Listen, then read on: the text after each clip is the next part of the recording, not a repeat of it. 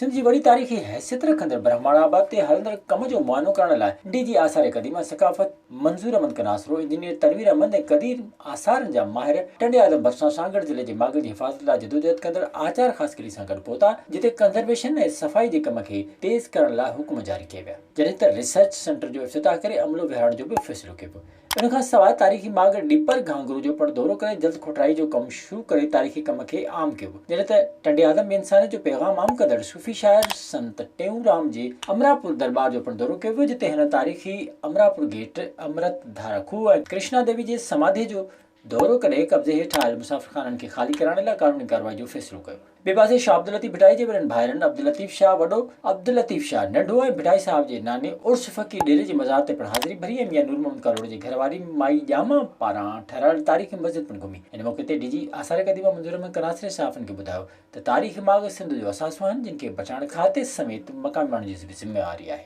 visit कयो अवामी आवाज़ मीडिया ग्रुप जी वेबसाइट awamiawaz.pk